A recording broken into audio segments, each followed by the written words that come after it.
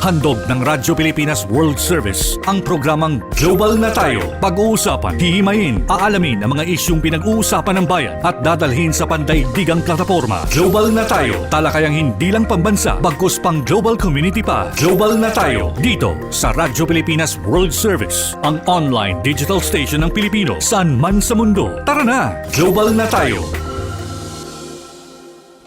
Magandang araw sa ating mga tagapakinig at taga-subaybay dito sa ating himpilang Radyo Pilipinas World Service. Ito na naman po ang isa pang edisyon ng ating programang Global na Tayo kung saan atin po pag-uusapan ang mga mahalagang paksa mapaloob man o labas ng ating inang bayang Pilipinas. Ako po ang inyong lingkod, Steph Vicente, pansamantalang humahalili po sa ating kasamang si Ray Sampang at makakasama niyo po sa halos 30 minuto ng mga diskusyon kung saan ating makakasama hindi lamang po ang ating mga government officials kundi maging ang mga nasa pribadong sektor at maging ang mga nasa akademya upang pag-usapan ang mga mahalagang paksa na may epekto sa ating publiko. At sa pamagitan po ng ating video live streaming ay inyo po kaming nasusubaybayan sa aming official Facebook page. I-search na lamang po ang Radyo Pilipinas World Service. Doon din matatagpuan nyo po ang iba pa naming mga programa. At syempre ay meron din po tayo mga re-upload sa ating YouTube channel. I-search na lamang din po sa inyong search bar sa YouTube ang Radyo Pilipinas World Service. Meron din po tayong audio live streaming sa pamagitan po ng Evox PBS Receiver app. Paano po ba ito madadownload? Pumunta lamang po sa Google Play Store para po sa mga gumagamit ng Android phones at sa App Store naman para naman dun sa mga gumagamit ng iPhone. Ano nga ba ang gagawin pagkapasok sa mismong mobile application? Syempre hanapin po lamang ang icon ng Radyo Pilipinas World Service. At yun po, pindutin nyo lamang po o i-click po yung icon at doon ay live na live nyo po kaming mapapakinggan. Syempre bukod po sa Radyo Pilipinas World Service ay nandun din ang mga icon ng ating mga kapatid na himpilan. Katulad na lamang po ng Radyo Pilipinas Radyo Publiko, Radyo Pilipinas 2 Sports, Radyo Magazine at ang ating dalawang FM stations. So para mapakinggan nyo po ang pinakabagong edisyon ng ating programang Global na Tayo ay punta lamang po at i-click nyo po o pindutin ang icon ng Radyo Pilipinas World Service. Ano-ano nga ba ang pag-uusapan natin para sa edisyong ito ng Global na Tayo? Syempre ay patuloy pa rin po nating binabantayan at sinusubaybayan ang mga pinakahuling update patungkol sa naging impact o pinsala, epekto ng bagyong Uwan sa iba't ibang panig ng ating bansang Pilipinas. Syempre, maraming mga lugar sa ating bansa ang talagang lubhang napinsala o tinamaan talaga nitong bagyo. Kaya naman aalamin natin hindi lamang sa ating national government agencies kundi sa ating mga lokal na pamahalaan kung kumusta na nga ba kumusta na nga ba yung recovery ng mga lugar na ito, paano ba natutulungan ang ating mga kababayan na naging apektado ng pananalasa nitong bagyong Uwan. At yan po ay atin pong mapapakinggan sa pamagitan ng ating mga magiging panayam. Unang-una po dyan ay magkakaroon tayo ng panayam kasama ang pamahalaang panlalawigan ng Quirino na isa sa mga dinaanan ng bagyong Uwan. Kaya naman atin po yan antabayanan. Samantala, magbabalik po ang ating programa makalipas po ang ilang mga paalala. Mas pinadali na ang government transactions sa tulong ng eGovPH Super App. Pwedeng-pwede mo nang magawa ang lahat ng ito. I-download ang eGov app sa iyong smartphone o tablet mula sa App Store o Google Play Store. Pagkatapos, ilagay ang iyong mobile number at i-authenticate gamit ang one-time PIN o OTP para marehistro ang iyong account. Saka ilagay ang iyong mga pangunahing impormasyon at kumpletuhin ang facial recognition technology para sa verifikasyon ng iyong pagkakakilanlan. Para sa mas mabilis at mas maayos na serbisyong panggobyerno, gamitin na ang eGovPH Super App.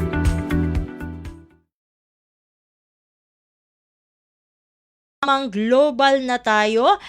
Tulad po ng ating nabanggit kanina, ay makakasama po natin ang pamahalaang panlalawigan ng Quirino, dahil alam naman natin ang Quirino ay isa sa mga dinaanan po ng bagyong Uwan, at upang tayo makakuha ng mga pinakahuling updates patungkol sa kanilang recovery mula dyan sa nagdaang bagyo, ay makakasama po natin ang Provincial Administrator ng Quirino PLGU, walang iba kundi si Miss Carmen Jimenez. Ma'am Carmen, welcome po sa Global na tayo. Si Steph Vicente po ulit ito ng Radyo Pilipinas World Service. Magandang umaga po sa inyo, Ma'am Steph, and sa lahat po ng nakikinig sa Bagong Pilipinas. Ayun. Ma'am Carmen, ito po ang una naming katanungan para sa inyo. Kumusta na nga ba ang Quirino makalipas po ang paghagupit nitong bagyong Uwan? Kumusta po ang inyong weather dyan? Umuulan pa rin po ba? O umaaraw na po dyan sa Quirino? Sa ngayon ay maganda na po ang panahon. May araw na. At syempre, Ma'am, simula kahapon, pagkatapos ng onslaught ng malakas na typhoon, ay nagsimula na po yung aming clearing operations, pag-aayos ng mga daan, dahil maraming mga puno na natumba, mga poste ng kuryente, mga naglaylaya ng mga kable. So yun, Ma'am. Pero sa ngayon ay maayos naman ang panahon dito sa probinsya ng Quirino. Ma'am, ilan po ang mga pamilya o individual na naapektuhan po ng pananalasa ng bagyo, at sa bilang na ito ay meron pa po ba sa kanila ang nasa evacuation centers? As of yesterday, nag-ikot kasi kami, Ma'am Steph, ay halos nakauwi na din. Pero syempre, pinabaunan natin ang ating mga kababayan ng food packs, at ang total na individual na accommodate sa iba't ibang mga evacuation center sa buong probinsya, meaning sa barangay, sa munisipyo, at maging sa provincial evacuation centers, ay total of 8,519. Ma'am Carmen, ilan po ba, para lang po sa kaalaman ng ating mga tagapakinig, ilan po ba ang evacuation centers all over diyan po sa Quirino? Ang bilang ng aming mga evacuation centers ay mula sa iba't ibang panig na aming probinsya ay kung hindi ako nagkakamali ay mahigit 600, but I'm trying to look at the accurate data now, which I will give to you, Ma'am. Miss Carmen, ito naman po, sa mga naapektuhan po nitong bagyong Uwan sa Quirino, meron po ba tayong, hopefully, wala naman pong naitalang ganito, meron po bang naging casualty or may mga naging sugatan po ba na nai-record po sa gitna ng pananalasa ng nagdaang bagyo? Yun nga ang pinapagpasalamat talaga namin na una syempre sa Diyos, at maging doon naman sa, sabihin ko na, heroism ng aming lahat ng mga tumulong, nag-collaborate, nag-coordinate mula sa aming PDRRMO, sa MDRRMOs, ang aming mga kapulisan, BFP, Army, at lahat po ng ahensya, including Red Cross at all the national agencies concerned, at ang aming mga barangay, wala po kaming na-report na casualty. May mga ilang nasaktan pero mga minor injuries po. Pero wala pong casualty sa probinsya ng Quirino. Maaga po namin dala sa mga evacuation centers ang aming mga constituents na nangangailangan po ng tulong. Pagdating naman po sa pinsala, Ma'am Carmen, meron po bang mga nasira na mga kabahayan o iba pang structures dyan po sa lalawigan ng Quirino dahil po sa Bagyong Juan? Oo. Ma'am Steph, I just would like to correct myself earlier tungkol dun sa number of evacuation centers. Sorry, na-confuse ko ito. But we have a total of 159 evacuation centers po all over the province. Ito po ay binubuo ng mga evacuation centers sa aming mga munisipyo at sa probinsya.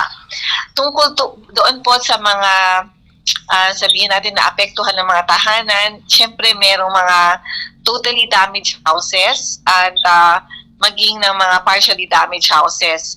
Sa ngayon pa lang ay naging abala na po, punong abala ang aming governor at aming congresswoman na to identify yun pong mga constituents na nawalan po ng tahanan, partially and totally. And we are already coordinating, our governor is already coordinating with DSUD, the Department of Human Settlement and Development, para po makapagkatid agad ng tulong sa mga constituents na wala ng tahanan. Very soon po, we will provide assistance to our constituents at maging ang OCD din po ay magpapakatid ng tulong. Ma'am Carmen, meron po bang datos patungkol po dito sa mga nasira, mga totally po na nasira o partially lang po nasira na mga kabahayan dyan sa Quirino? Yun, wala pa. Last night, we had an urgent meeting ang PDRRMC Council, and as per the instruction of the governor and even our congresswoman, yun nga, ang composite team na nagde-determine kung ilan itong mga naapektuhan, again, both partially and totally damaged houses, ay kinakalap pa lamang sa ngayon. Hopefully, initial reports will be up tonight or latest afternoon and until tomorrow morning, makapaglabas na kami ng datos. Kasi syempre, dina-validate din namin yun, Ma'am Steph, on the ground. Ma'am Carmen, eto naman po, nakaranas po ba dyan ng pagbaha or landslide sa mga bayan po dyan sa Quirino? May mga ilan din, mga nasirang kalsada, tulay. Meron din mga na-report na ilang nagbaha na areas pero hindi ganoon compared to last year. And meron ding some landslides in one of our CMGP projects, actually in Difun, sa municipality of Difun ay nagkaroon ng problema yung drainage because of some landslides we are addressing now. At para po sa kaalaman ng ating mga tagapakinig, saan-saan po ba yung mga at least yung mga pangunahing bayan na nagkaroon nga po ng insidente na nasira po yung mga kalsada at tulay at yung mga lugar po kung saan nagkaroon itong ang landslide?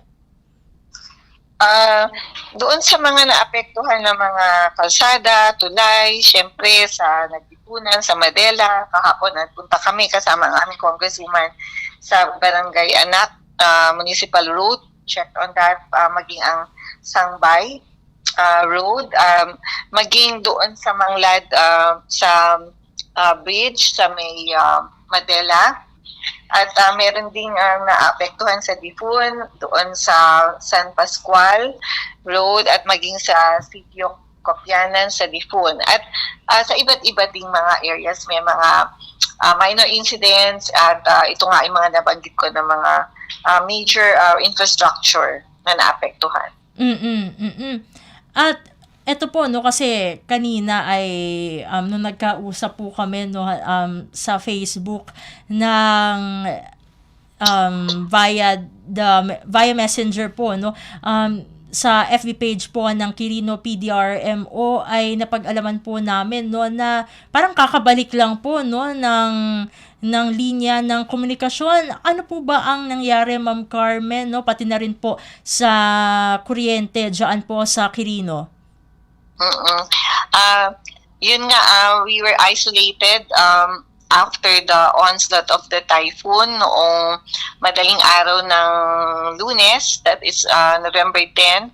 Nawala na kami ng as early as 1 or 2 a.m. Na-isolate na kami. Pero like in Manila, nakakatawag-tawag sila. Merong some phone lines, meaning yun sa Globe and Smart na nakakatawag, particularly Globe. Pero dito sa Cabarogi, sa Difun, and some other municipalities, napakahirap ng komunikasyon. Ngayon lamang, kaya hindi rin kami makapagpaunlak ng interview because of that. And as of now, wala pa rin pong kuryente sa buong probinsya ng Quirino. Ang Kirelco po, ang aming electric cooperative here in Quirino, is doing its best to be able to restore all the power lines as soon as possible. We are in very close coordination with them, Ma'am Steph. At nangako naman sila na pipilitin po na ma-restore agad ang kuryente. As per the instruction of the governor na we have to coordinate with other electric cooperatives in nearby areas para matulungan po ma-restore agad ang kuryente dito. Lang in the nearby areas ay apektado din po. Parang we are in the same condition. Yes, ma'am, yun po ang situation right now. Ito naman po, no, Ma'am Carmen, kumusta naman po ang ibinibigay na tulong po, no, ng ating national government agencies at maging ng ating mga uniform personnel para po mabilis po na makabangon ang lalawigan ng Quirino mula po sa nagdaang bagyong Juan? Ma'am Steph, hindi naman po sa pagmamalaki, pero ang Quirino po ay kilala sa unity among our constituents mula sa lokal na pamahalaan, sa mga ahensya ng national government, maging ang private sector. Talagang matindi po ang hand-holding dito sa probinsyang ito. At lubusan po nagpapasalamat ang aming governor and congresswoman sa lahat po ng tulong at aksyon na ginawa po ng aming. Ayan, medyo naputol lang ang ating ang ating linya. We'll try to call again po, no, para at least makumpleto po yung response, no, ni Miss Carmen patungkol po doon sa ating katanungan. Ayun, Miss Carmen, ayun, medyo naputol lang tayo. Go ahead po.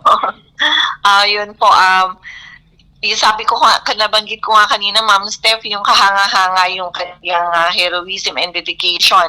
So, again, ang kapulisan, ang BFP, ang Army, tulong-tulong po, ma'am. Alam niyo ba, right after nung typhoon, makita mo ang mga pulis po namin, naglilinis ng mga kalsada, ang BFP, ganun din po ang AMI, sama-sama po kami.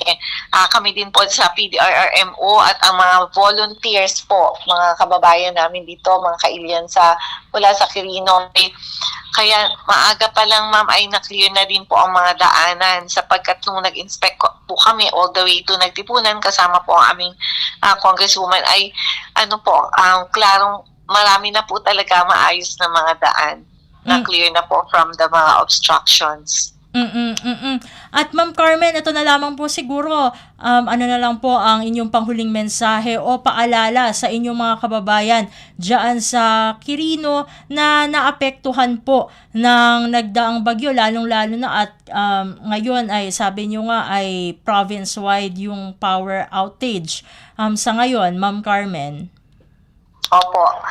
Yun lang po ang hinihiling namin sa aming mga kailian dito na syempre sama-sama tayong babangon dito sa naranasan natin sa bagyo na ito. I-report lamang po ninyo sa ating mga barangay agad, sa provincial government, offices kung ano po ang inyong mga kinakailangan. And we will do our best to be able to address kung ano po ang inyong needs at ano po ang mga immediate needs niyo at the moment. Mm-mm.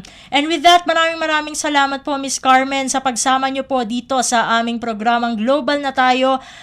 God bless po sa inyo at stay safe po. Maraming salamat for the opportunity, Ma'am Steph. Thank you very much po at magandang umaga po sa ating lahat. At ating pong nakasama si Miss Carmen Jimenez, ang Provincial Administrator ng Quirino PLGU. Magbabalik po ang programang Global na Tayo makalipas lamang po ang ilang mga paalala. Magandang araw, si Dingdong Dantes po ito. Dahil taon-taon tayong binibisita ng bagyo, kailangang handa tayong harapin ito. Naalala ko si Mami, meron siyang isang envelope kung saan nakatago ang mga importanteng dokumento para madaling kunin at dalhin kapag may bagyo. Ang misis ko naman, may nakahanda palaging emergency go bag na may lamang damit, gamot, pagkain, tubig at pera na kasya hanggang 3 araw sakaling kailanganin namin pumunta sa evacuation center. At syempre, ang toka ko, bago pa dumating ang bagyo, sinisilip ko na kung may mga butas ba yung bubong o ang ibang parte ng bahay na kailangang i-repair. Nakamonitor din ako sa updates ng Pag-asa tungkol sa bagyo. May kanya-kanyang responsibilidad sa bahay para sure na ligtas ang buhay. Dahil #panatag ang may alam. Maging panatag Pilipinas. Paano nga ba mag-register para magkaroon ng schedule sa Bagong Pilipinas Presidential Action Center? Narito ang mga dapat gawin. Gamit ang iyong mobile device, pumunta sa eGovPH app. Pwede itong i-download mula sa Apple App Store o sa Google Play Store. Gumawa ng account. Ilagay ang email address, valid mobile number, pagkatapos ay makakatanggap ka ng one-time code sa iyong email. Gamitin ang code sa eGov app para sa verification ng iyong account at ng mga impormasyong ibinigay. Congratulations! Meron ka ng eGovPH app account. Pwede mo na ma-access ang iba't ibang serbisyo ng gobyerno kabilang ang mga serbisyo sa Bagong Pilipinas Presidential Action Center.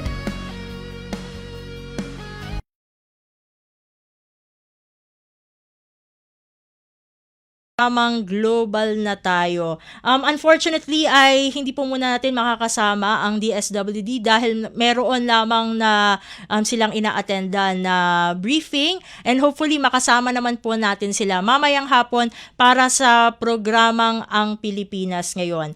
So far ay magche-check muna tayo ng mga updates mula sa iba't ibang ahensya ng ating pamahalaan. Siguro kahit galing pa rin sa DSWD kasi merong mga updates dito katulad na lamang ng mga kanilang mga measures upang matulungan ang ating mga kababayan na apektado ng Bagyong Juan. Tulad na lamang dito sa Region 1 kasi nakapagbigay na sila ng family food packs sa mahigit 94 na mga pamilya dyan sa Santa Fe, Ilocos Sur. Kahapon po yan, November 10. At kalaunan ay nakiisa din ang DSWD Field Office 1 sa pagbibigay ng food packs galing sa LGU para naman sa mga residente ng Bantay, Ilocos Sur. Ayan. So yan yung isa sa mga updates. Bukod dito ay syempre ay meron din tayong mga tinitingnan pa katulad na lamang sa Mimaropa kung saan ay 739 ang na family food packs ang naipamahagi bilang augmentation sa mga lokal na pamahalaan na magagamit para sa agarang suporta sa mga komunidad. And yung kabuuan na yan ng mga datos na yan, and hopefully ay makukuha natin from ASEC Irene Dumlao later on pagdating sa ating programang Ang Pilipinas Ngayon. Kasi syempre yung totality talaga ng naging impact, kung magkano na ba ang naibabahaging tulong ng ating pamahalaan through the DSWD sa mga naging apektado nga ng Bagyong Juan ay syempre ay hihingin natin yung mga details na yan kay ASEC Irene Dumlao later on, no? So hopefully mamaya ay makakasama natin siya sa programang Ang Pilipinas Ngayon. At sa puntong ito ay tayo ay tatapusin na natin, no, ang ating programa. Gusto muna nating magpasalamat sa ating mga nakasama dito sa ating studio. Syempre nandyan sina Ma'am Susan Aison, syempre sa ating Wirecast nandyan si Hero Lucero, sa ating audio live streaming nandyan naman si Justin Osias. At syempre inaasistehan naman tayo, no, sa ating master control, syempre ang OJT natin na si Will. Ayan, siya muna ang pumalit, no, kay Ma'am Susan, no. Siya muna ang humahalili at tumutulong sa atin, no, sa ating master control. At syempre kasama din natin ang ating executive producer para sa araw na ito na si Jerome Toledo. Sa ngalan pong muli ng ating kasamang si Ray Sampang, ako po ang inyong lingkod, Steph Vicente. Isang mapagpalang araw po sa ating lahat. Handog ng Radyo Pilipinas World Service ang programang Global na Tayo. Pag-uusapan, hihimayin, aalamin ang mga isyung pinag-uusapan ng bayan at dadalhin sa pandaigdigang plataforma. Global na Tayo, talakayang hindi lang pambansa, bagkus pang global community pa. Global na Tayo, dito sa Radyo Pilipinas World Service, ang online digital station ng Pilipino saan man sa mundo. Tara na, Global na Tayo.